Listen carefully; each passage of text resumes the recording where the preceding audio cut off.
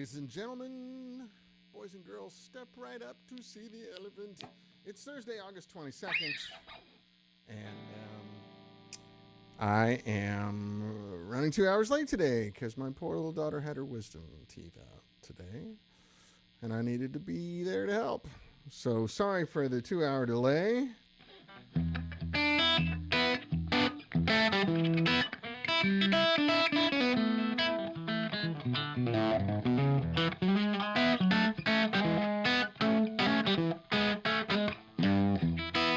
Anyway, just having fun with my Elliott Strat, humbucker single, and a whiskey. We have another whiskey. Everything we bring on here sells. So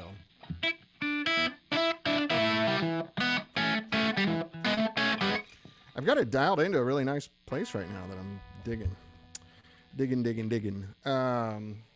Got my Mojave MA. What is this one? This is the MA 201 FET mic, which my good buddy Dusty Wakeman over at Mojave Audio lent me.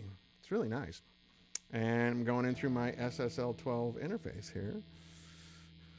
In case you're wondering, I get a lot of questions every week. Hey, what are you using, man? What's going on over there?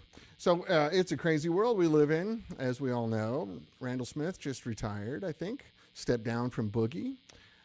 Gibson bought Boogie a couple years ago. Randall Smith's been making amps for 55 years, I think. I do not blame him for wanting to go fishing. So I wish him all the best. As a tiny, tiny fish in a big pond making handmade boutique amps, someone like Randall Smith is quite an accomplished guy. Sustained his business through decades. Multiple presidents, recessions, wars. It's pretty cool.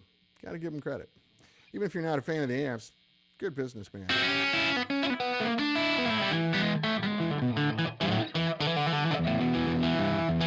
So for those of you that don't know, hey, Steve Kirk, how are you, buddy?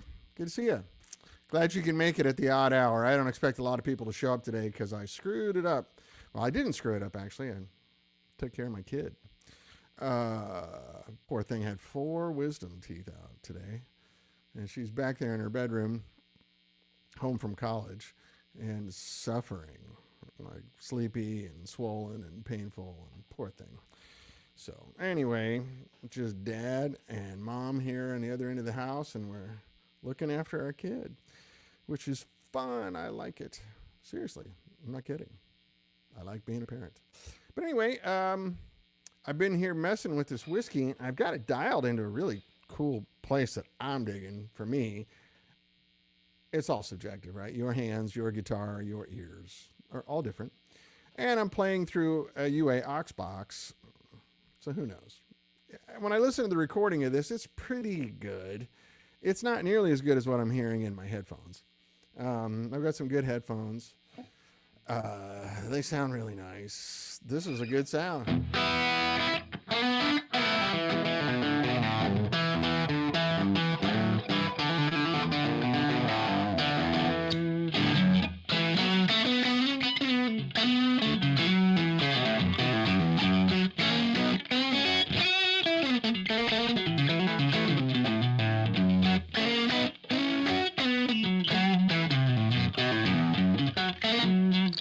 I don't know. I like that. So this is the whiskey. It's a pair of 6L6s, even though it sounds like a traditional EL34 amp. It is not. It's a pair of 6L6s. So the dirty channel is very similar to late 70s, early 80s Marshall. Did this with Dave Friedman when we used to cohabitate a long time ago. We had a lot of fun with it. Dave's really nice. I learned a lot from Dave about good master volumes. That's what I think is his unusual strength. I'm not a big fan of master volume amps, but I'm using the master volume now. I've got the master on 6, and sounds great. Doesn't sound like a master volume, does it? And then the clean channel is just the same thing that little Elvis is, only he's going through a pair of 6L6s.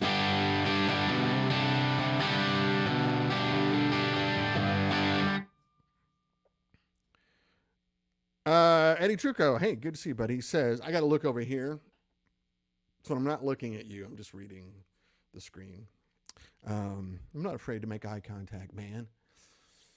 So Eddie Trucco says, hey, Dan, what do you have loaded up in the aux? This is just the Marshall 412 IR that they have. I didn't do anything. I haven't modified it at all.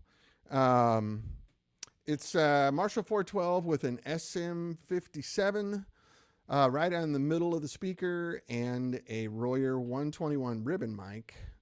No, I take that back. It's a Royer 121 ribbon mic right on the throat of the speaker and a SM57 on the surround, which is kind of really standard studio miking now. Like, you know, I've been hanging out in studios for about 20 years now here in LA and other places, mostly here in LA. And I got to tell you, 90% of everything I've ever seen mic'd at big producers, like you name it, I've been really fortunate. I've got in the room with them, and 90% of what you ever hear is a 57 with something, right? 57 with the 121 is this sort of.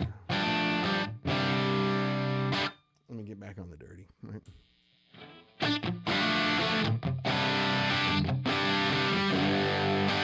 Very smooth and elegant sound of the ribbon mic, which I personally like a lot. If it's not that, it is a combination of Sennheisers, ES13s, 421s, things like that, which Sennheisers have a little more of a pronounced mid-range notch.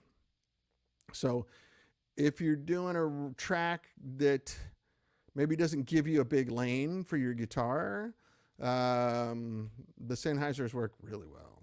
You can just notch right in the middle. Stay off the keyboards and stay off the horns and stay off the background singers and stay off the bass.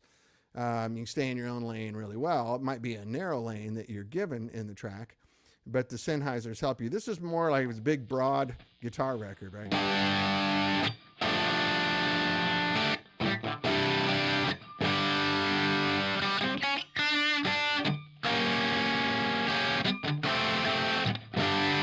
The guitar owns that track, right? So the big ribbon mic sounds good. I like it. Plus, I'm a big fan of Royer mics. I think they all sound really good. And Mojave, which is kind of similar, same company, right? Mojave is run by Dusty Wakeman. And it's still, the engineer for Mojave is David Royer. Guess what? Royer microphones, right? Same thing. Just that Mojave makes dynamic and large diaphragm mics. Royer focuses on ribbon mics. They're all great. They go together really well, actually. They've got a 101 little pencil mic that looks like a 57. I think it was killer with the Royer 121. I used to have the 121 or 122V, which was the 121 with a tube in it. Eddie Trucco says, it does sound great. I fall in love with the 112 GB on the aux with my London using the classic 57 121 combo. Yeah, that's a great one too. I don't have my other computer or iPad hooked up to this right now, so I'm just going to stay on the Marshall. That's my home base. I put groceries on the table with a Marshall 412 for over a decade. You know, I played for a living for a while, and to mediocre success. But it was a 50-watt Marshall and Marshall 412 cabinet. I had a few different 50-watt Marshalls. My favorite was an early Plexi. I had a non-master Mark II, and I had a JCM 800 for a little while that I did not like. To be honest, I kept it for a little while. It was all treble and wasn't my thing. Kyle Rogan says, how do we get an amp from you these days? Well, Mike Franciscini, who is the head engineer at 65 Amps, bought all the build samples from my old licensee. I did a license deal. Ben Silberman, hey, cheers, buddy. How are you? Nice to see you. I did a license deal starting in 2013. It didn't go very well, but they did make the amps really, really well. The rest of it was a bit of a struggle.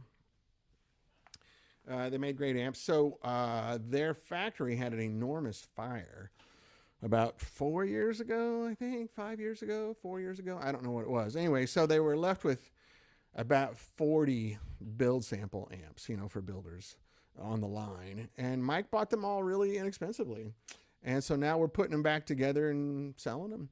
But what we're doing with the money from this is funding some prototypes that we're building. So what we're trying to do, and I'm going to say this openly because that's part of the reason I'm doing the show again, is sell the company. I have always owned the company and all the intellectual property, actually me and my two partners. All the intellectual property is registered to me personally. The name of the amps, the name of the company, the name, even some features like the bump, things like that are actually registered trademarks of me, Murray Sline. But Eddie Trucco says, nowadays when using mics, Novo N22 feels, oh, cool. I'm not familiar with that mic. Post a link here. Let me check it out.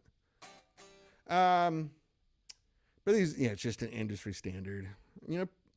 For being artists and creative people, guitar players and engineers and stuff are kind of conservative. They want to go with something something you're familiar with, something you've heard. And the 121 and the 57 is a combination you've heard. Honestly, it's either going to be that or 257s, which Tom Sorowski's amazing at. Like, he can put 257 AEA built. Oh, cool, Eddie, thanks. Yeah, I'll check it out. Or a 57 and a 421, or two 421s, or an ES13 and a 421. Beyer M130 was kind of the predecessor for ribbon mics in studios. Those are still used. A lot of Hendrix records are recorded on Beyer mics and 57s. It's a great sound. I do not post them for sale other than I show them here on the show. This whiskey is for sale. If I mention a price on the show, the algorithm will try to charge sales tax if I sell it. So just M160. Did I say 130? M160, excuse me. Just message me. And it's way below retail. It's way below retail for what we sold it 10 years ago, 12 years ago. Retail now, this amp would be well over $4,000. The cost of making amps have gone up a lot. Yeah, so Eddie, there's a lot of great mic combinations. I'm just telling you what I see. I like playing with them. Actually, my favorite setup is a couple of 57s up close, or a 57 and a 121, and then an old RCA Model 44 about 10 feet out on the floor. Adds beautiful texture to it. But it's all subjective, right? It's like, I like a little mustard on my hamburger. Some people like mayonnaise. Some people like Thousand Island dressing. Some people like bacon and onions. There's no right or wrong.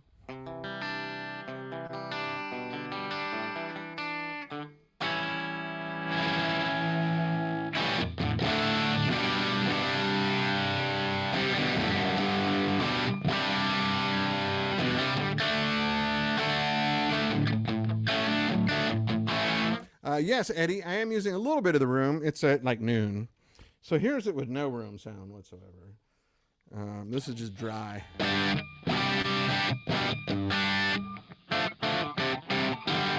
They do a good job of the room sound not coloring it too much. I just like a little bit. It just helps it breathe. We got it at about 11 o'clock, 11:30 here. And you hear a little ring there afterwards. That's actually like you're in the room with a 412. There's this little tiny little ring.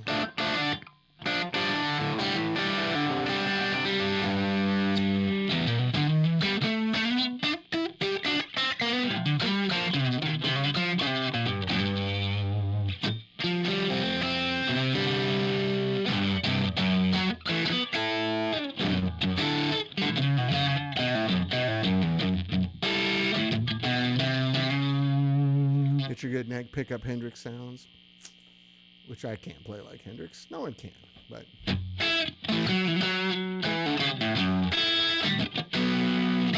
everybody's got their little version, right? Doug Robert, how are you, buddy?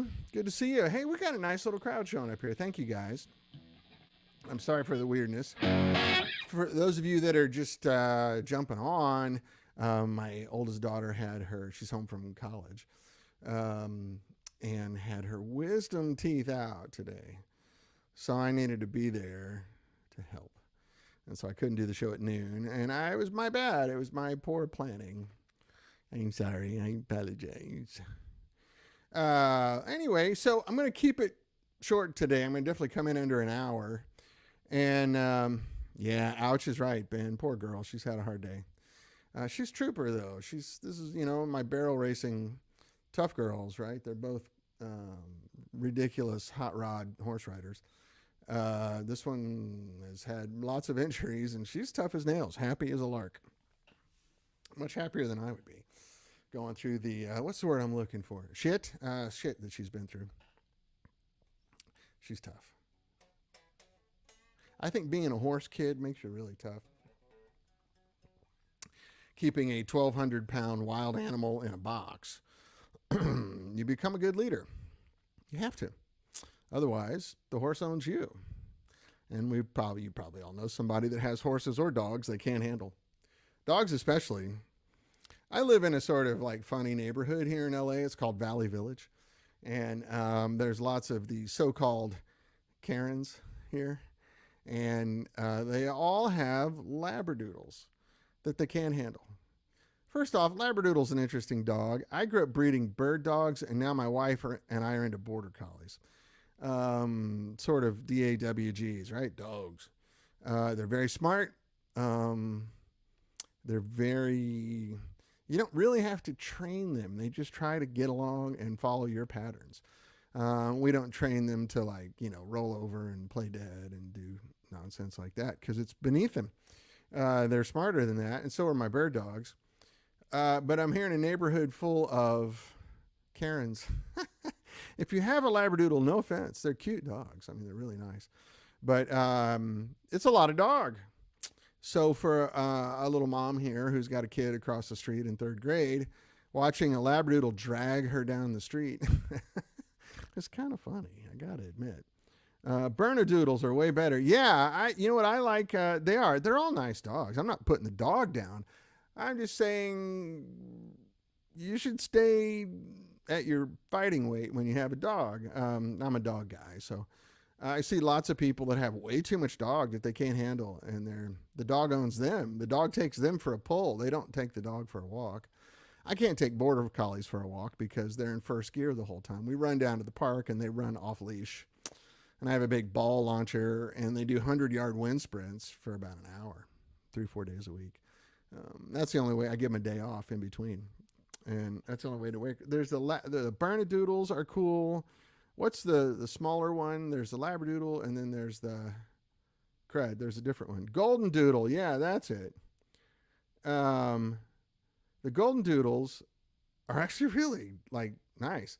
For some reason, it's the Labradoodles that are just spastic, And so what's funny is they have that curly coat. They're all really cute dogs. Don't get me wrong. They're really nice. And if you can handle them, they're fantastic. I just see a lot of 110-pound ladies here in the neighborhood who can't handle the dog. So when I come walking by with my border collies, who are friendly, I mean, they've never met a strange dog in their life. They're nice to everybody. And they're always like, hey, buddy, you want to play? Come on. And they get scared, and the Labradoodle pulls them all over, and they get really mad at me. I'm like, I don't know what to tell you. But the funny part is we go to the park, and they have that curly coat, so they kind of look like sheep, right? So when I take my border collies there, they're running 100-yard sprints, and they're working. And the Labradoodle will just stand right in the way every time and look at you like, hey, what are you doing? And so my border collies are herding dogs. They just kind of nip them to move them to the side. And then the owners get really mad. They get really pissed at me. And, it's like a 10-acre park, and I'm using this one little 20-foot wide strip. And they stand right there in the way, and then they get mad. So it's just kind of humorous, I think, on the subject of people having animals they can't handle. Rob Price, hey, bud, how are you? Kyle Rogan says, that's why I got my wife a mini and myself standard. Yeah, standard poodles are great dogs. Really smart. They're actually bird dogs. They're hunting dogs, right? Rob Price says, I had an Alaskan Malamute. You had to show him who's boss or else. Yeah, that's right. So it's kind of the same way with my border collies. They're so smart. Every day is a new day, right? They're like, well, you were a good leader yesterday, but what about today? They test you every day. And it's fine. They're not violent or anything. They're just kind of like, they want to see if you're paying attention.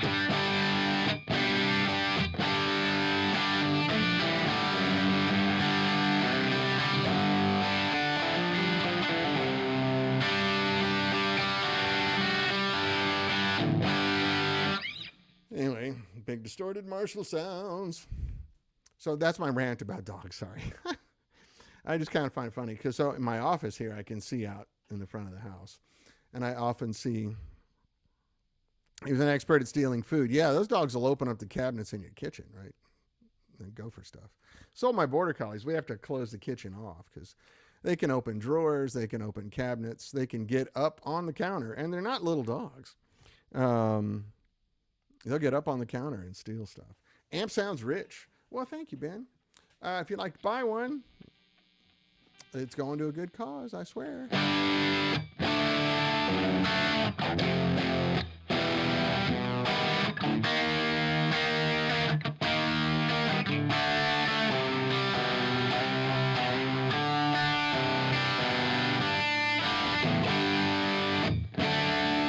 I still got Stone Temple Pilots on my brain from last week. Sorry. It's just kind of coming out that way. I kind of forgot how good they were. George Lee, hey, how are you, buddy? I have a female pug and a male chihuahua. I enjoy watching the fight. He says, I enjoy watching the fights for dominance. Ben Silverman, no little whiskeys left. Sold them all right away. This does have the, master on it, so you can dial it down really quiet. It's just not EL84s. These are 6L6s. So.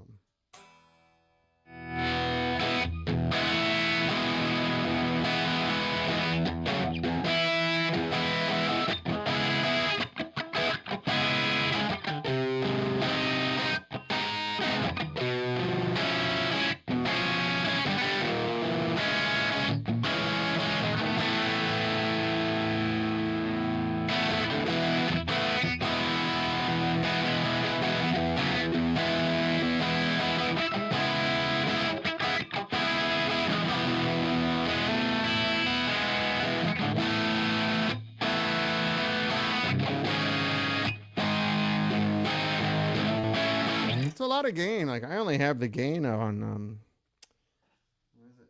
Gain's on 4.5. It's not that dirty. I play with a really heavy right hand though. And this is not a high output pickup. This is a Ron Ellis humbucker that I think is 7.3K or something, If you're not familiar with Ron Ellis, get to know him. He's amazing. There's a lot of great pickup makers out there. I just love Ron's stuff. And Ben Silverman says, I still have my producer, but have always wanted the whiskey. Well, I know a guy. Send me a note. We'll talk. Like I said, if I mention price on here, the algorithm figures out that I'm trying to sell something and wants to charge sales tax.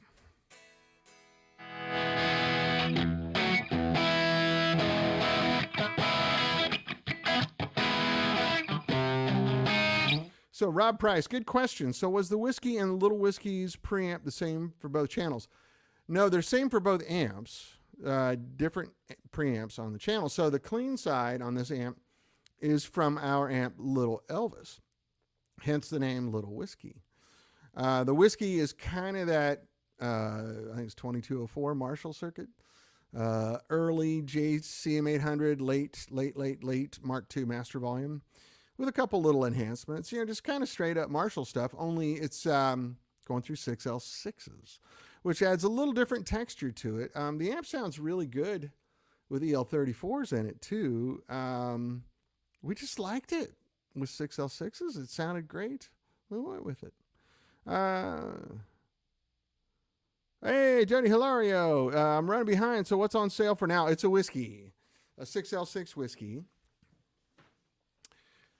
Sold the other one we had a few weeks ago. Sold Empires. That one I played last week. Still sitting here. I have a verbal commitment on it yet. I haven't been paid for it. So,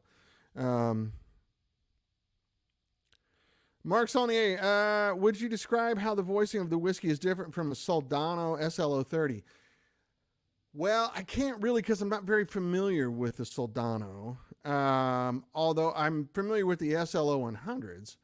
Um, the SLO 30 is made by my old licensee,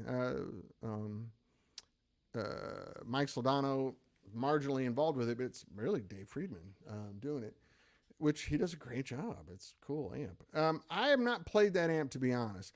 I can tell you very much, this is very different than an SLO 100.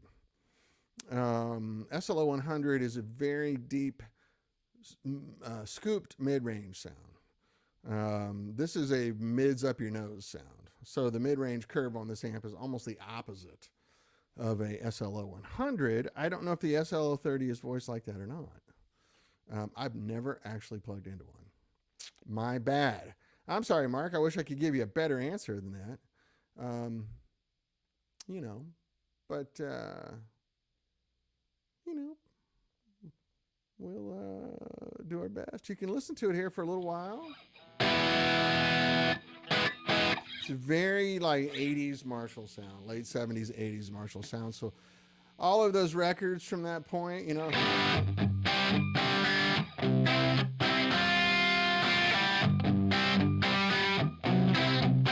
that thing,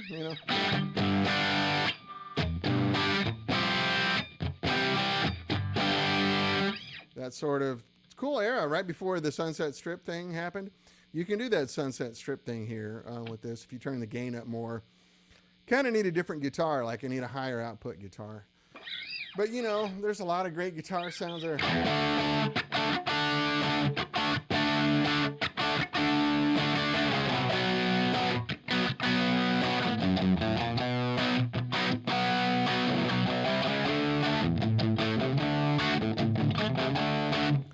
That's the stuff. I played all that stuff in high school, so I still remember it. You roll the volume back a little bit. I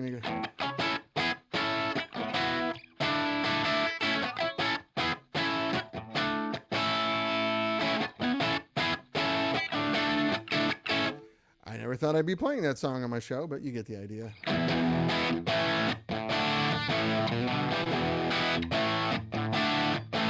What I like about you, man. You hold me tight. Tell me I'm the only one. Do you want to come over tonight? Keep on whispering in my ear. Tell me all the things that I want to hear. Because they're true. It's weird lyrics, isn't it? That's what I like about you. If you change the inflection on it, it's kind of like strange dude, like domineering some girl. Tell me all the things that I want to hear because they're true. Anyway, been watching, political speeches, their first convention and now this convention. So I always joke that like if you take these old songs and turn them into a politician, sing them on stage, they'd be really funny. Driving home this evening. Could have swore we had it all worked out, man.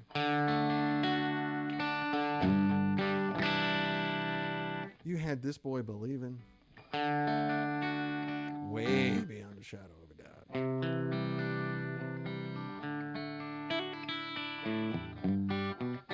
Well, listen, I heard it on the street, goddammit. I heard you might have found somebody new. Who is he? Tell me what he means to you.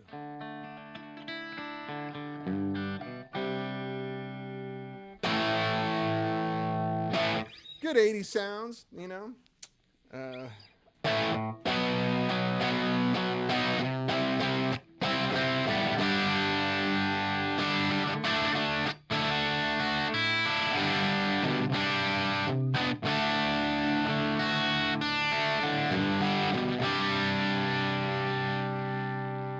working the volume knob on the guitar, right?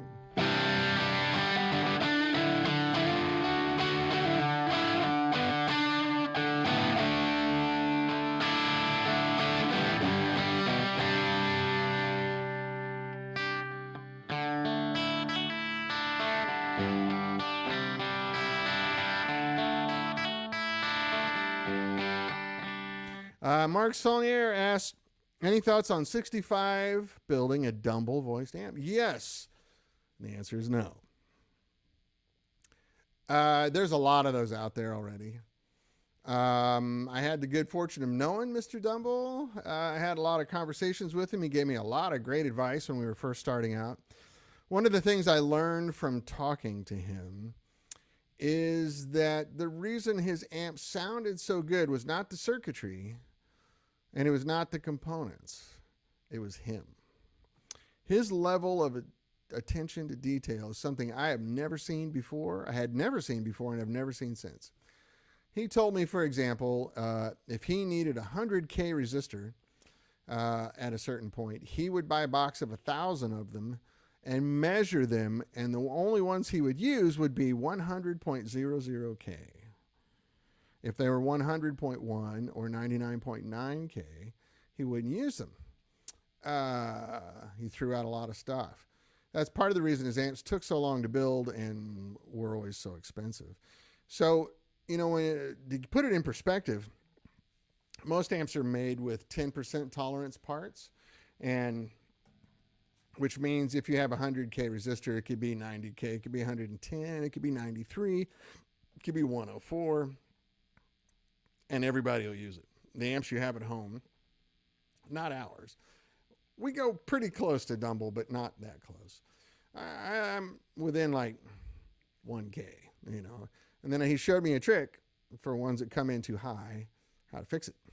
Take a Dremel and start pulling off. You set it up on a meter and you take a Dremel and you start removing material from the resistor till it reads exactly how you want it.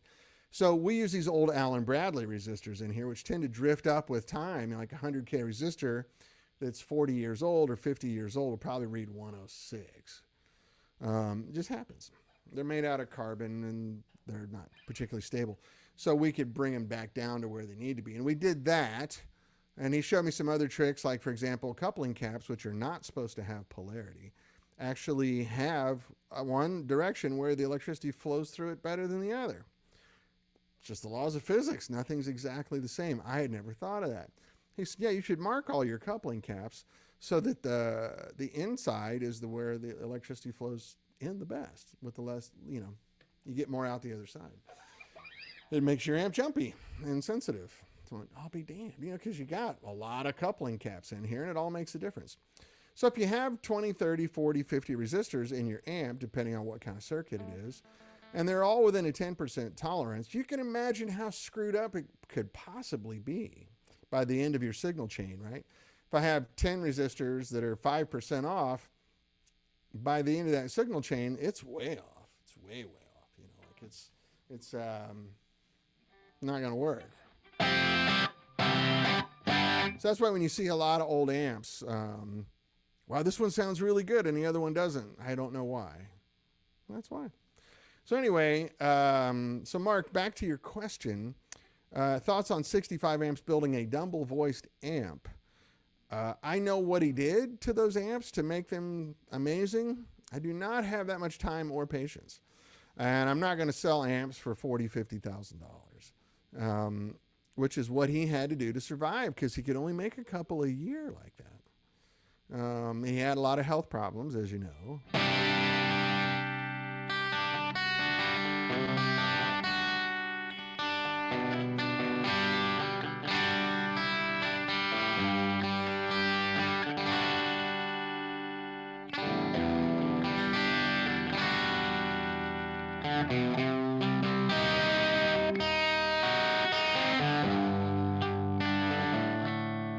I got my pinky on the volume knob now, playing it like a pedal, right?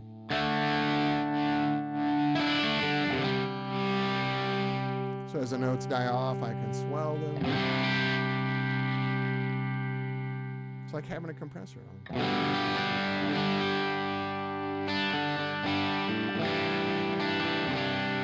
So, anyway, Mark, there's a lot of guys out there doing Dumble. I don't think many of them get it right. Having said that, they make good sounding amps. Like, they're great amps. Are they Dumbles? No, they're a little different. The secret ingredient to a Dumble was Alexander Dumble. Rest in peace. I don't know that anybody would put that much effort into making an amp.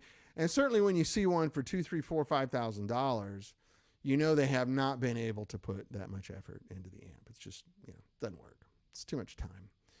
I mean, I think he literally had 400 or 500 hours in an amp, whereas a production amp, a hand-wired production amp like our Empire, which is really complicated, 3 channels, lots of switching, everything completely hand-wired, with a really serious master builder takes about 11 hours to make. This amp, this is a hand-wired. Oh, by the way, these are hand-wired whiskeys. The whiskeys we made in production were printed circuit board. This is a hand-wired whiskey. I left that out, didn't I? This is a hand-wired whiskey, and there's not that many of them. I think we got 2 more of them or something, 2 or 3 more before we switched over to printed circuit boards against my will. But actually, that's not true. They sounded great. Dave Friedman did the blind taste test with me, and I couldn't tell the difference.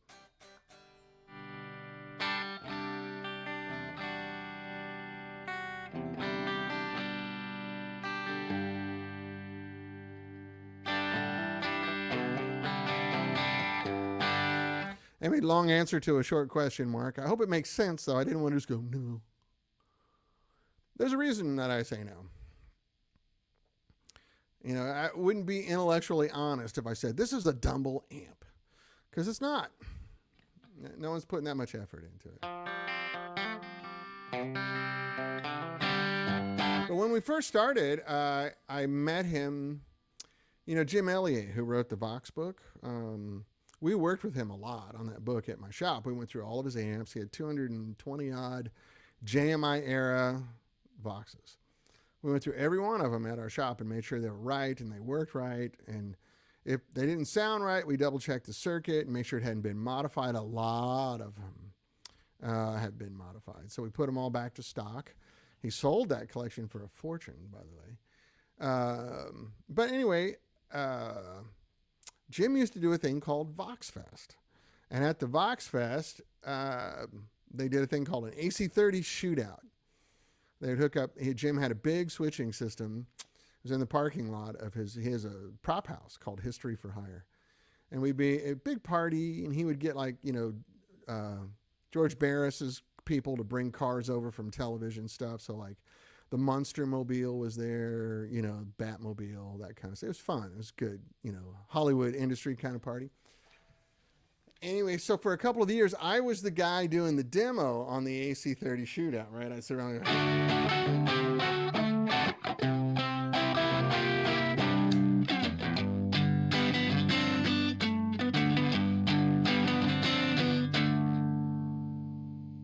doing that kind of thing, right? Or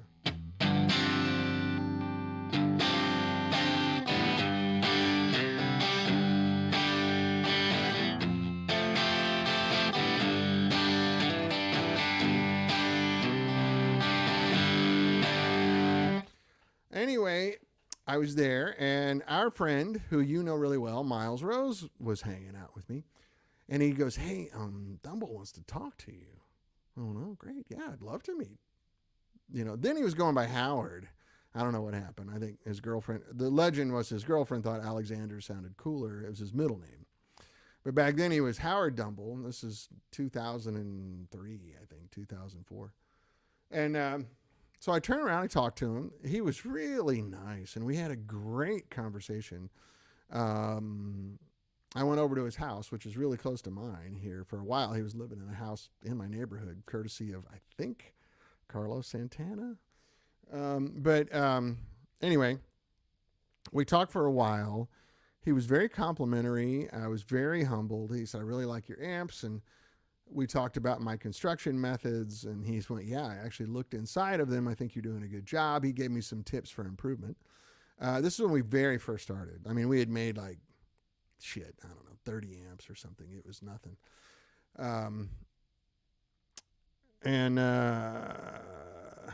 Hey, Curtis, thanks, man. We're happy to be back, too. 65 is making a very slow graduated return to the world. I'll explain that to you here in a minute. But anyway, so I sat around, I talked with Dumble. He told me some tips and tricks that I still hold dear. I told you a couple of them here. He gave me about 15. I'm not going to share them all. But it helped us make consistent, good sounding, reliable amps. Anyway, so it was a weird thing. It was kind of like spooky, right?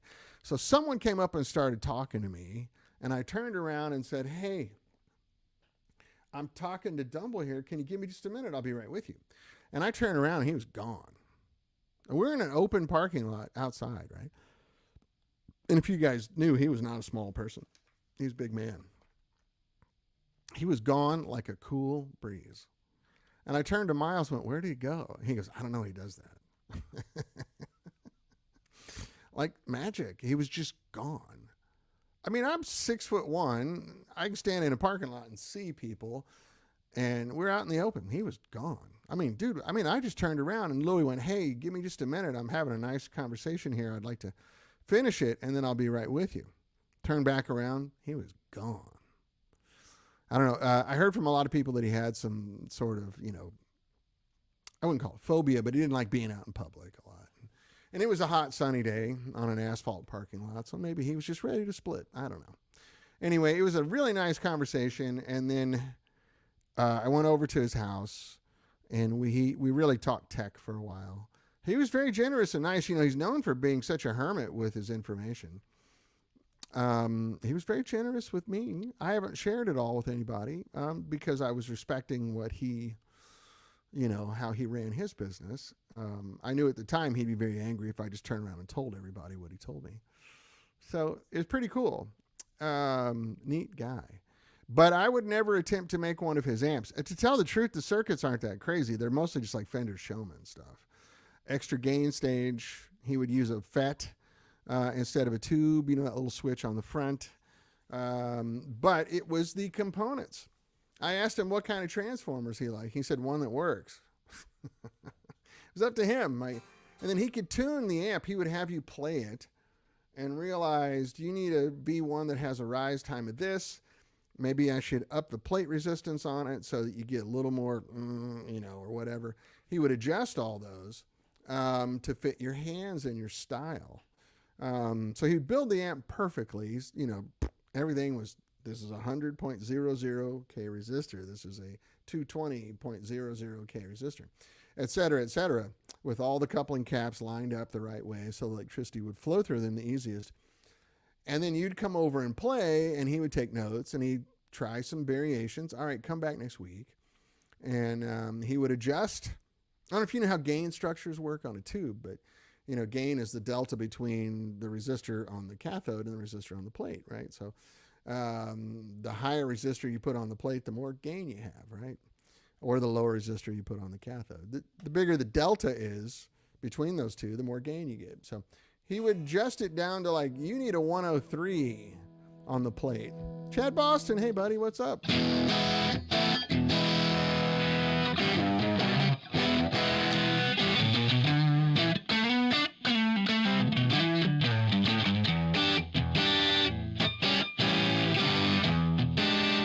So, man, I thought that was fascinating. And it also put me in my place. I knew from that moment on, how many people just have a cool Mullard EF86 sitting on their desk? I'm just saying. Nerds do. That's who. It put me in my place because it reminded me what I don't know. I know what I like, and I know how to massage an amp to make it do what I want. Because I used to play music for a living for a long time. Thanks, Chad. I appreciate it, buddy. This is a 65 amps whiskey. I'm going through the aux box. That's it. My Elliott Stratocaster with Ron Ellis pickups in it. Actually, I think just the humbucker is Ron Ellis. The single coils are Andy's pickups that he makes himself. Wish I had the money for one. Well, we're selling a pretty good price.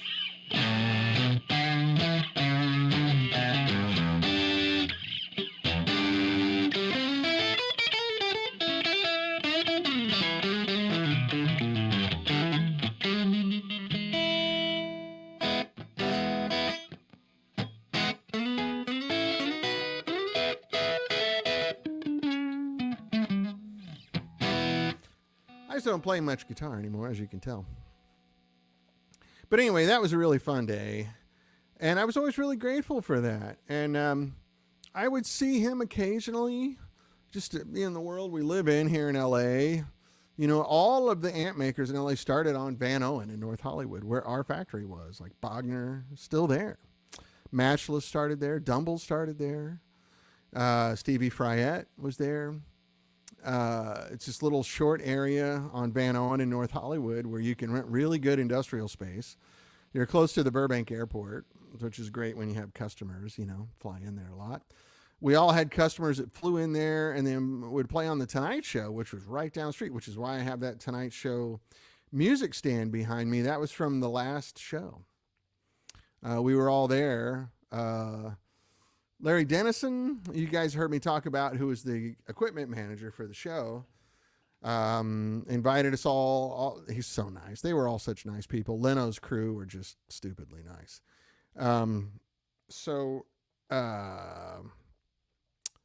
Larry Dennison invited us all down to the studio in Burbank, and we all got a souvenir as they were tearing the studio apart. I got a music stand. You can see it right there, the Tonight Show, from the band, right there. I asked for it, and he went, "Yeah, sure, take it. It's yours." So it's one of my favorite souvenirs.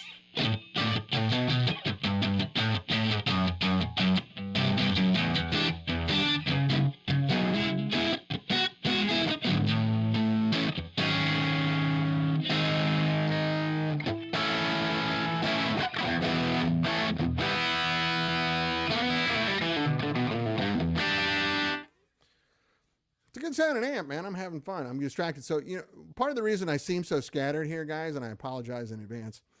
Mark, that's a good question. That could take up the rest of the show, and maybe we'll do it because I need to quit a few minutes early today. So, I have to read the comments here, play guitar, and speak in complete sentences, which is a little bit of a hat trick. So if I get a little scattered sounding, that's because I'm reading, and some people are saying, "Hey, let's play some guitar."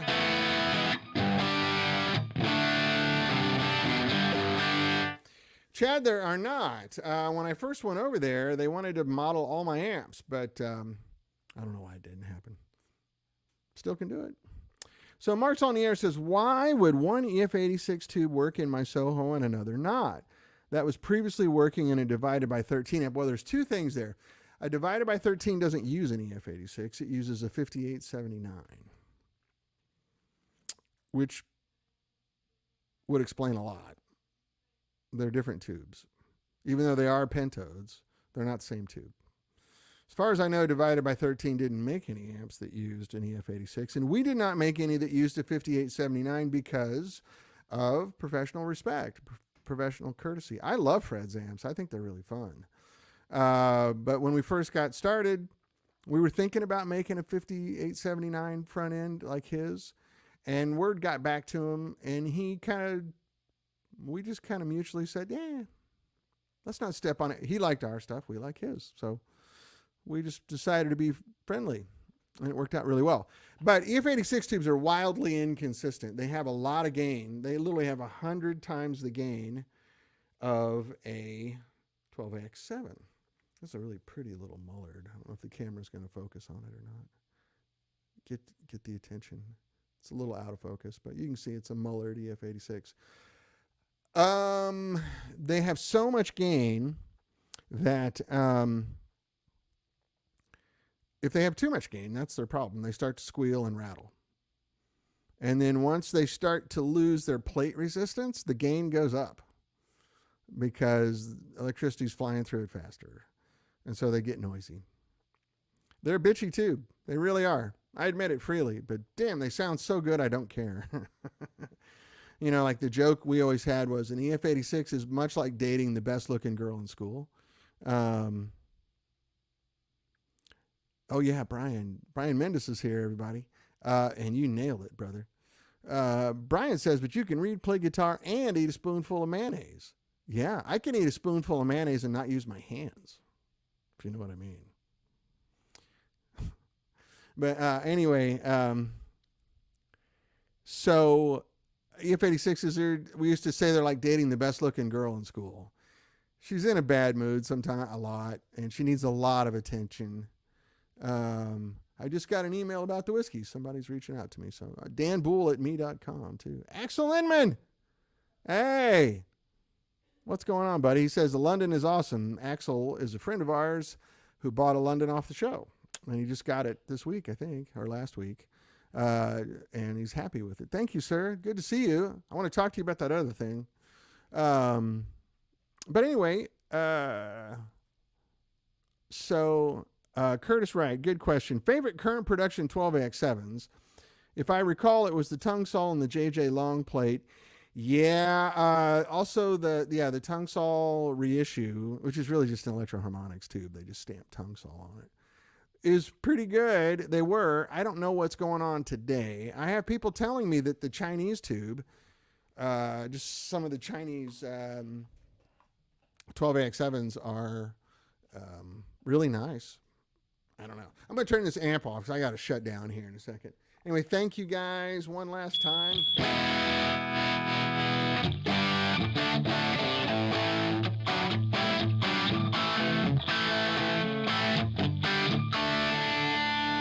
I was doing it earlier when I was warming up, like a little country swing version of.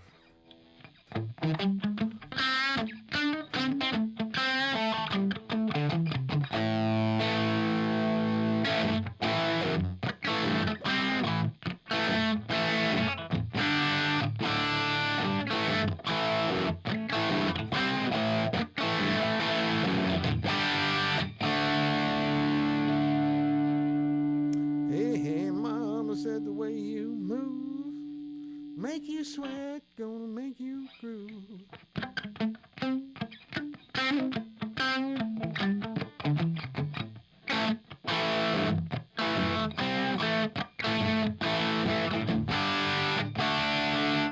Anyway, I'm a nerd. Anyway, so all jokes aside, that amp sounds amazing. Thank you, Brian. Mike Bledsoe, hey man, I didn't know you were here. Good to see you. Mayonnaise sandwich with pepper is pretty delicious. Yeah, you know what's really good with it too? Like fresh tomatoes right out of the garden. That shit will set you free, man. That's good. Nice tone inside there. Thanks, man. I'll probably have it again next week unless someone buys this one. I'd like to sell it before next week. It usually takes a couple weeks to sell these things, which is fine. You too. Take care, Will. Yeah, I got to shut down.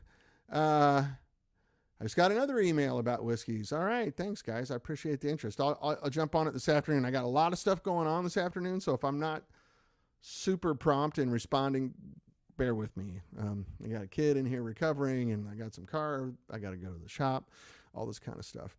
Axel Inman, Mark Saulnier, Brian Mendes. Man, I'm glad you came by, dude. Thanks.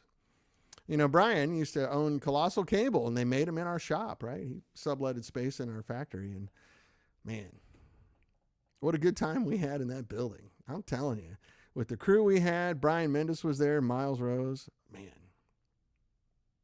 the good days. It was really fun. Different world back then. Yeah, haha. Inman, yeah, Mr. Inman. The other thing, you know what I'm talking about. You smell what I'm thinking. Anyway, yeah. I got to call it a day.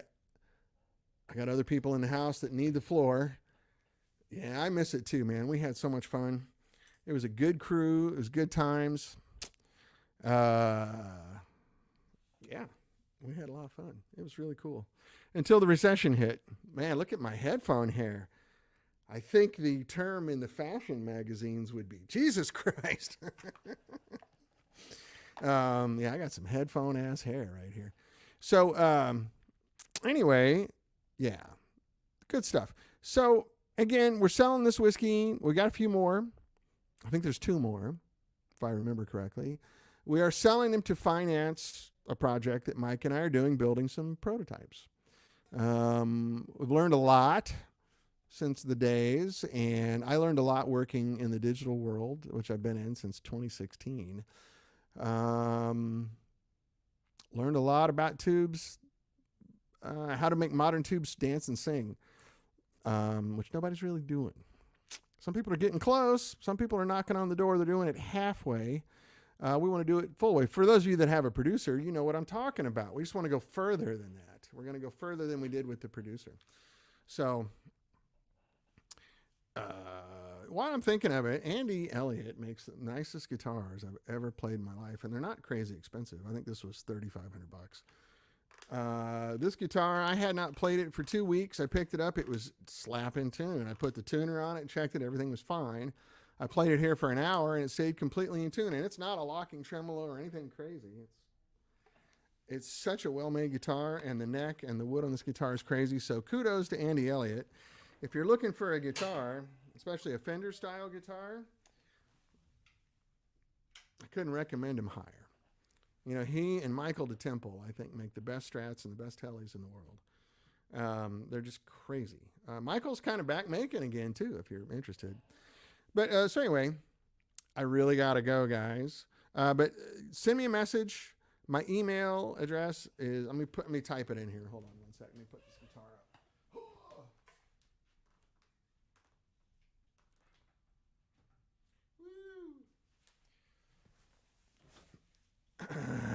Yeah, I missed it too, Brian.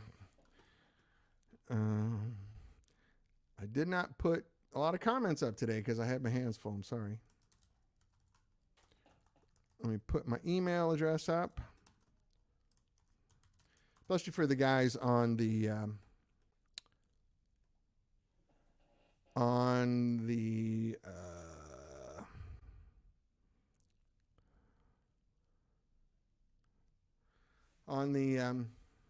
recording. Sorry, I'm not from your country. I can't speak well. I forget my words. Anyway, yeah, man. Check it out. So we got a bunch more amps too. Just kind of focusing on these right now. The Empires and the Whiskeys are fun. We've got some Sohos.